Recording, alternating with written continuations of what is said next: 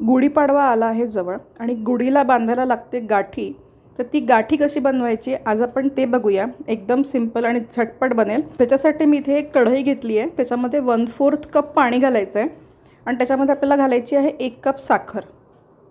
आता ही साखर आपल्याला चांगली पाकाला आणायची आहे. घट्टसर पाक करून घ्यायचा आहे आपल्याला याचा.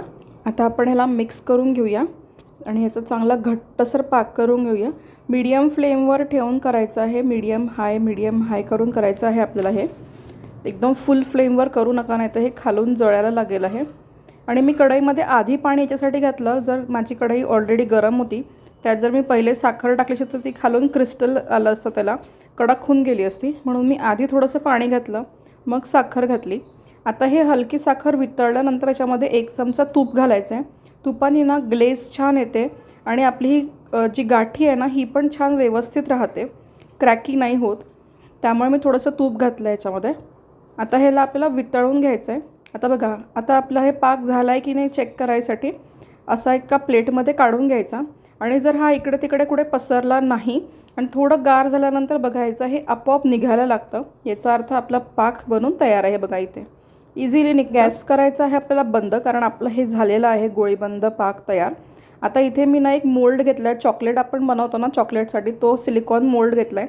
तुमच्याकडे जर सिलिकॉन मोल्ड नसतील तर तुम्ही छोट्या छोट्या त्या चटणीच्या वाट्या येतात ना त्याच्यातसुद्धा घालू शकता. अशा पद्धतीने दोरा घालून घ्यायचा आहे बरोबर, मध्ये थोडीशी जागा ठेवून, जेणेकरून आपण जेव्हा त्याच्यामध्ये हे भरू ना तर ते बरोबर दोरा त्याच्यामध्ये राहायला पाहिजे, बाहेर नाही निघाला पाहिजे.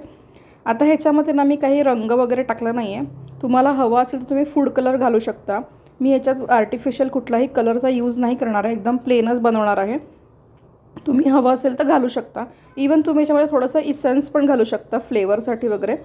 आता हे आपण एक एक करून ना प्रत्येक याच्यात घालून घ्यायचं आहे. लगेचच घालायचं आहे, जास्त थांबायचं नाही, नाही तर ते घट्ट होऊन जाईल. लगेच इथे गॅस ऑफ केला, लगेच इथे हे करायला घ्यायचं आहे. त्यामुळे हे जे प्रिपरेशन आहे ना हे आधीपासून करून ठेवायचं आहे. आता ह्याला आपण ह्याच्यावर जे एक्सेस आला आहे ना ते जिथे कमी असेल तिथे घालून घेऊया आणि हे सगळं एकसारखं करून घेऊया.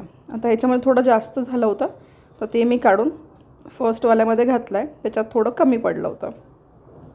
गॅस बंद केल्यानंतर लगेच आपल्याला ह्या गाठी बनवायच्या. त्यामुळे जे चॉकलेट मोल्ड आहे ना याच्यामध्ये आधीपासून तयारी करून ठेवून द्यायची आपल्याला. आता जे साईडचं होतं ते काढून घेऊया आपण आणि आता ह्याला आपल्याला गार करून घ्यायचं आहे. आता हे गार झाल्यानंतर आपण ह्याला काढणार आहोत, गरम गरम काढायचं नाही, घाई करायची नाही. आता बघा गार झालं आहे. आता आपण ह्याला एक एक करून एकदम इझिली निघतं आणि एकदम व्यवस्थित झालं आहे. थोडं डिझाईनसाठी म्हणून मी ह्याच्यात घातलं. तुमच्याकडे जर सिलिकॉन मोल्ड नसेल तर छोट्या छोट्या चटणीच्या वाट्या असतात ना त्याच्यामध्ये तुम्ही दोरे घालून त्याला सर्कलमध्ये ठेवून त्याला त्याच्यामध्ये पण घालून तुम्ही हे बनवू शकता.